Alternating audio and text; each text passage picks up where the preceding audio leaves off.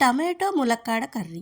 వేడివేడి అన్నంలోకే కాకుండా రోటీ, పుల్కా, చపాతీలలోకి మంచి కాంబినేషన్. దీనికోసం ముందుగా ప్యాన్ హీట్ అయ్యాక 2 టేబుల్ స్పూన్ల ఆయిల్ వేసి ఆవాలు, జీలకర్ర వేసి చిటపటలాడాక సన్నగా తరిగిన ఉల్లిపాయ ముక్కలు, 3 పచ్చిమిర్చి చీలికలు, పావు టేబుల్ స్పూన్ సాల్ట్, పసుపు వేసి ఆనియన్స్ దోరగా ఫ్రై అయ్యాక అల్లం వెల్లుల్లి పేస్ట్ వేసి పచ్చివాసన పోయే వరకు ఫ్రై చేసి ములక్కాడ ముక్కలు, సన్నగా తరిగిన టమాటో ముక్కలు, కరివేపాకు రెమ్మలు, రుచికి సరిపడా ఉప్పు, కారం, ఎండు కొబ్బరి పొడి వేసి అన్నింటినీ ఒకసారి కలిపి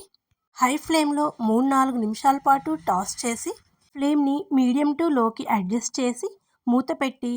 మధ్య మధ్యలో అడుగు పట్టకుండా కలుపుతూ ముక్కలన్నీ సాఫ్ట్గా మగ్గి గ్రేవీ చిక్కబడ్డాక